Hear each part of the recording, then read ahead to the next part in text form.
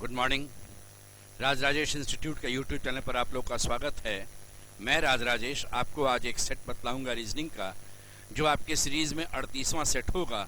यह काम देगा आपको बिहार एसएससी में, एसएससी सीएचएसएल में, सीजीएल में, रेलवे एएलपी वाले एग्जामिनेशन में, शिक्षक भर्ती, सिपाही भर्ती, दारोगा, इन सब परीक्षाओं में आपको काम देगा। इसमें पहला क्वेश्चन आपका नंबर का दिया हुआ इस तरह से है। जब ऐसा नंबर आपको रहता है तो नंबर्स को आपस में रिलेट करके और उसका पैटर्न बनाने का आप प्रयास करेंगे। जैसे अभी के केस में देखिए क्या हो रहा था। ये 9 और 7 को गुना करके 63 आ रहा था। ये 7 और 2 गुना करके 14 है। 2 और 15 गुना करके 30 है।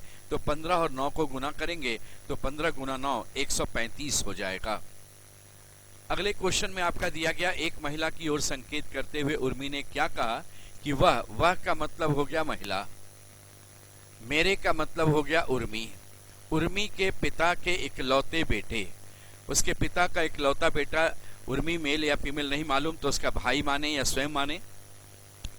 और स्वयं की दादी, दादी की बहू, स्वयं के दादी की बहू, तो वो चाहे तो दादी की बहू माँ होगी या चाची होगी। तो क्वेश्चन है कि महिला उर्मी से कैसे संबंधित है। आपके ऑप्शन के हिसाब से सिर्फ माँ दिया हुआ था, आप माँ उत्तर दीजिएगा। देखिए, पिता का इकलौता बेटा स्वयं या भाई होगा। स्वयं की दादी और दादी की बहू या तो माँ हो जाएगी या चाची हो जाएगी। तो उस केस में हो गया कि महिला उर्मी की माँ या चाची है। यह आपका आंसर हो गया ऑप्शन नंबर बी। कोई लड़की कूद नहीं सकती, कुछ लड़कियां तैराक हैं। ये लड़कियां हैं और कुछ लड़कियां जो हैं वो तैराक हैं, ये तैराक हैं। और कोई लड़की कूद नहीं सकती, मना कर दीजिए, ये लड़की कूद नहीं सकती है। तो इस केस में इतनी लड़कियां जो तैराक है वो कूद नहीं सकती हैं। तो इस केस में बाकी कूदने वाला यहाँ है, यहाँ जा भी सकता है, नहीं भी जा सकता है। तो पुरुष तैराक कूद सकते हैं। तो पुरुष तैराक कूद सकते हैं, एक संभावना है यहाँ पर। और कुछ तैराक कूद सकते हैं, यह भी आपका एक संभावना है।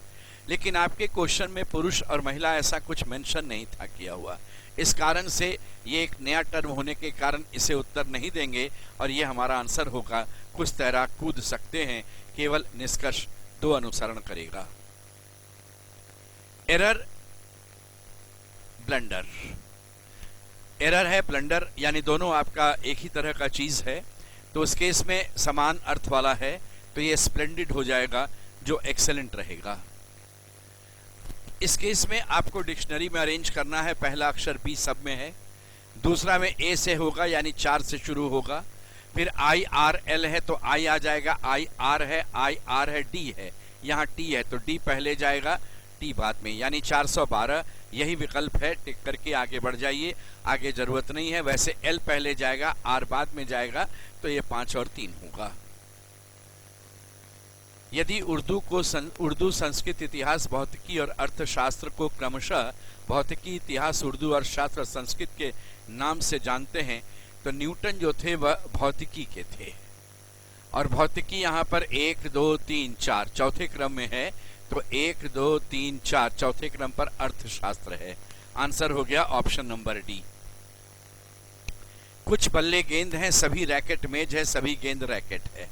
ये गेंद हो गया और सभी गेंद को हमने रैकेट बना दिया और सभी रैकेट को हमने मेज भी बना दिया। और कुछ बल्ला गेंद बना, तो कुछ बल्ला आया और जाकर गेंद बना, तो कुछ बल्ला रैकेट हो गया, ये कन्फर्म है। सभी रैकेट गेंद हो भी सकता है, नहीं भी हो सकता है, ये संभावना है। सभी मेज बल्ला है, सभी मेज बल्ला नहीं, कुछ मेज बल्ला कन्फर्म है, सभी नहीं। सभी रैकेट बल्ला है, ये कन्फर्म नहीं है आपका, कुछ रैकेट बल्ला है, ये कन्फर्म है। इसलिए आंसर केवल 1 नंबर होगा, ऑप्शन नंबर डी रहेगा। अल्फाबेट में आर का वैल्यू 18, ए का 1 और टी का 20, और यही इसका कोड दिया हुआ है। तो जी का वैल्यू 7 होता है, ओ का 15 और डी का 4 होता है। तो आपका 7, 15 और 4, ये आपका ऑप्शन नंबर ए रहेगा। इसमें कहा गया कि किसी सांकेतिक भाषा में केपलर को आप ई के यानी इन दोनों को पलट दिया। ये पलट दिया एलपी और ये पलट दिया आरई। तो गैलेक्सी में पलट देंगे तो एजी होगा, एएल होगा, वाई एक्स होगा। AGALYX, option number B answer होगा। 4 विद्यार्थी SP, U और G 4 भाषाएं बोलते हैं। ऐसे क्वेश्चन को बनाने के लिए आप ऐसे करते हुए अकाउंट खोल दीजिए 4 का, नाम नहीं लिखिएगा शुरू में। ये 4 भाषा बोलते हैं और 4 वाद्य यंत्र भी बजाते हैं। एक विद्यार्थी केवल एक ही भाषा बोलता है और एक ही वाद्य यंत्र बजाता है। यू गिटार बजाता है, तो देखिए यहाँ यू लिखते हैं, ये गिटार बजाता है और न ही ये जर्मन न ही फ्रेंच बोलता है, तो ये जर्मन और फ्रेंच ये मना कर देंगे, नहीं बोलेगा। जो बोलेगा बड़ा सा लिख देंगे। जो विद्यार्थी बांसुरी बजाता है वह न ही स्पेनिश न ही जर्मन बोलता है, तो ये लिख दिया बांसुरी वाले का नाम, इसलिए ऊपर नाम पहले नहीं लिखते हैं। वह स्पेनिश या जर्मन, न ही स्पेनिश न ही जर्मन बोलेगा, तो ये भी जर्मन मना हो गया और स्पेनिश भी मना हो गया। फिर नेक्स्ट है एस तबला बजाता है, तो ये हो गया तबला, एस तबला बजाएगा, तो एक आपके पास बच गया वायलिन, ये वायलिन कर देंगे। एस तबला बजाता है और जी इंग्लिश बोलता है। अब इन दोनों में जी कौन है नहीं पता। जो विद्यार्थी फ्रेंच बोलता है वह न ही तबला और न ही बांसुरी बजाता है, तो फ्रेंच ये भी मना है। देखिए ये तो मना है, फ्रेंच ये नहीं बोल सकता है, बांसुरी तबला नहीं है, तो कंफर्म हो गया ये फ्रेंच बोलेगा, जो न ही बांसुरी और न ही तबला बजाएगा। ये आपका इंफॉर्मेशन यहाँ पर तैयार हो गया। फ्रेंच, जर्मनी यहाँ मना, जर्मन यहाँ मना, तो ये आदमी हो गया जर्मन। अब स्पेनिश यहाँ मना था आपका, तो ये हो गया आपका स्पेनिश, ये आदमी जो होगा वो स्पेनिश बोलेगा। तो ये आपके पास जगह जो बच गया वो अंग्रेजी का बच गया, ये अंग्रेजी है। अब इस सेंटेंस का ये पार्ट हम लोग छोड़ दिए थे। जी इंग्लिश बोलता है, तो ये जी हो गया यहाँ पर और ये पी हो गया। कौन सा संयोजन सही है, तो पी फ्रेंच बोलता है, ये संयोजन सही है। देखिए पी फ्रेंच बोलता है, करेक्ट है। सभी दवाओं के दुष्प्रभाव हैं, अतः दवाओं को लेते समय हमेशा जोखिम को ध्यान में रखते हैं आप। तो कोई दवा बिना दुष्प्रभाव के जोखिम के असर नहीं डालती है, ये करेक्ट हो गया। दवा बीमारी से ज़्यादा खराब असर डालती है, ये ज़्यादा शब्द जो है ना, ये इसको गलत कर दिया। अगर ये नहीं रहता तो ये भी करेक्ट हो जाता। केवल निष्कर्ष एक तर्क संगत है। मिरर इमेज में क्या होता है कि हर एक बायां का चीज़ दायां, दायां का चीज़ बायां बनता है और सीक्वेंस पूरा का पूरा उलट जाता है। जैसे आई पहले आएगा, फिर एन होगा, फिर ए रहेगा, एम होगा, ई ऐसे आएगा और के ऐसे चला जाएगा। तो ये आपके ऑप्शन में ये बन रहा था, ऑप्शन नंबर डी, ये आंसर रहेगा। इस बार देखिए कुछ संख्याओं को, नीचे में संख्या जब बड़ी है तो निश्चित ऊपर वाले संख्याओं का ये रिजल्ट यहाँ पर आना चाहिए। 18 है, हम उसको 12 से गुना करके 3 से भाग देंगे तो ये आपका 72 आ जाएगा। देख लीजिए ये 4 हुआ, 18 गुना 4 72। लास्ट वाले में भी देखिए 32 को 16 से गुना करके फिर 4 से भाग दिए तो ये आपका 4 हो गया 128। तो बीच वाले केस में आइए, 24 गुना 14 बटा क्वेश्चन मार्क, ये बराबर 112 हो जाएगा।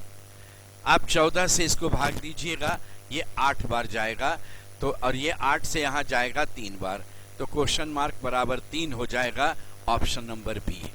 यानी आप इस केस में होता क्या है ना, 12 बटा 3, 4 हुआ, 18 गुना 4 72, तो ये 14 बटा 3 गुना 24, तो ये हो जाएगा आपका 112। पृथ्वी, बृहस्पति और सौर मंडल, ये सौर मंडल हो गया, ये पृथ्वी है और ये बृहस्पति है, तो ये आपका ऑप्शन नंबर बी आंसर हो जाएगा। इस क्वेश्चन में देखिए किस तरह से आप सॉल्व करेंगे। करण उत्तर की ओर 100 कदम चलता है, यहाँ करण को रखें, ये उत्तर की ओर हम 100 कदम चला दिए, फिर बाएं मुड़कर 30 कदम चला, इधर मुड़ा और 30 कदम चला, उसके बाद वह 40 कदम दाहिने चला, इधर वो 40 कदम दाहिने चला, फिर वह दाएं मुड़कर फिर 40 चलेगा, तो बोले 30 तक तो वो इस लाइन तक आ जाएगा, 10 कदम और चलेगा तो 40 हो गया। वहां से पुनः दाएं मुड़कर 140 चलेगा, तो इस लाइन तक आने के लिए देखिए वह 40 कदम चलेगा और 100 नीचे आ जाएगा यहाँ पर, तो 140 कदम चला। अब करण अपने प्रारंभिक बिंदु से ये दूरी हो गई 10 कदम की और दिशा किधर हो गया, ईस्ट हो गया यहाँ से, क्योंकि यहाँ से आप नॉर्थ की ओर पहले चले थे, तो ये ईस्ट हो जाएगा, ये साउथ हो जाएगा, ये वेस्ट होगा।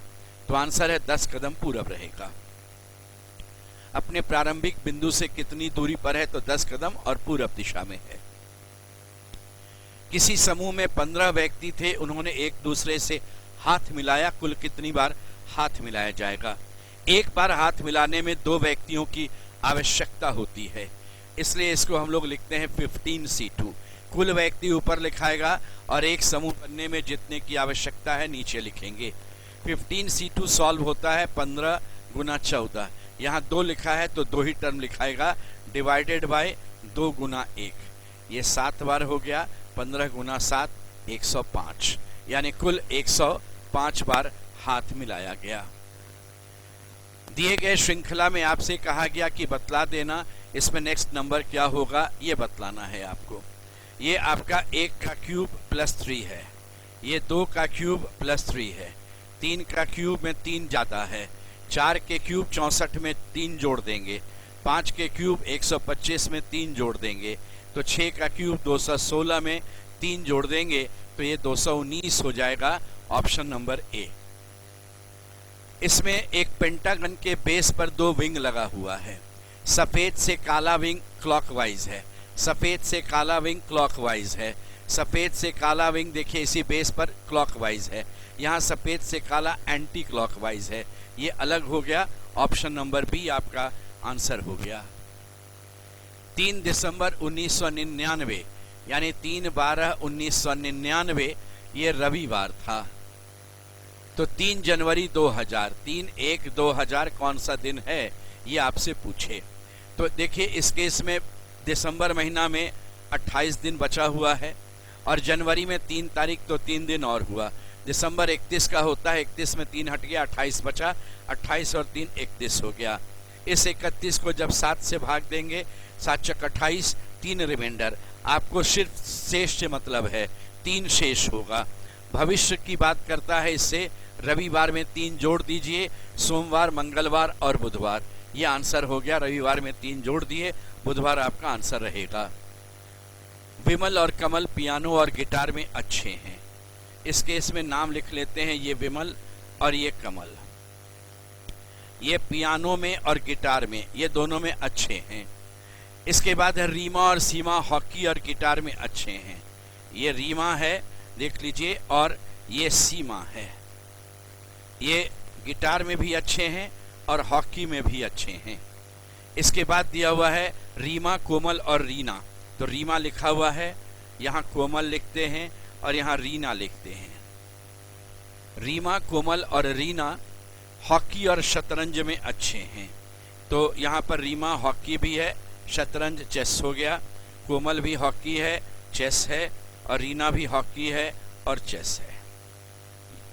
इसके बाद दिया हुआ है रीना और रीमा पियानो और बैडमिंटन में अच्छे हैं। रीमा और रीना ये दोनों हैं, देखिए पियानो में भी अच्छे हैं और ये दोनों बैडमिंटन में भी अच्छे हैं। ये भी लिख दिया दोनों के लिए। कोमल और शोभा शतरंज और पियानो में अच्छे हैं। कोमल देखिए शतरंज और पियानो, पियानो हो गया कोमल के लिए और शतरंज तो पहले से ही था। अब यहाँ पर शोभा भी आ गई, ये पियानो भी है और शतरंज भी है। अब आपसे क्वेश्चन यहाँ पर देखिए पूछा गया, कौन हॉकी, शतरंज और बैडमिंटन में अच्छा है लेकिन गिटार में अच्छा नहीं है? तो देखिए हॉकी, शतरंज और बैडमिंटन, हॉकी, शतरंज और बैडमिंटन, हॉकी, शतरंज और बैडमिंटन, और ये गिटार में भी अच्छा है, इसलिए ये नहीं जाएगा, ये गिटार में अच्छा नहीं है। ये आंसर हो गया रीना, ऑप्शन नंबर सी, ये आपका आंसर रहेगा। सी, डी और ई लगातार अक्षर है, एफ, जी, एच लगातार अक्षर है, आई, जे, के लगातार अक्षर है, एल, एम, एन ये लगातार नहीं है, ये भिन्न था, ये डिफरेंट था। ऑप्शन नंबर सी।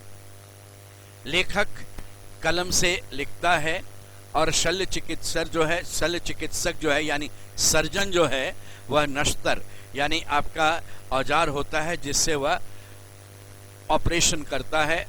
ये रहेगा आपका आंसर। किसी सांकेतिक भाषा में डिकेंस को VQ, WO, ULG लिखते हैं। जब कभी भी किसी कोडिंग का कोई क्वेश्चन मिले, अल्फ़ाबेट में जो इनका पोजीशन है आप लिख दीजिएगा, तो वो क्वेश्चन कितना भी ट्विस्टेड रहता है, पैटर्न तुरंत नज़र आ जाता है। अभी के केस में हम जैसे ही लिख रहे थे, हमें ये नज़र आ रहा है यहाँ पर कि सभी का जोड़ 26 है। 4 और 22 26, 17 9 26, 23 3 26, 15 11 26, 21 5 26, 12 14 26, सबका जोड़ 26 है। आप चाहें तो यहाँ भी चेक कर लें, देखिए 5 और 21 26 है, 12 14 26 है।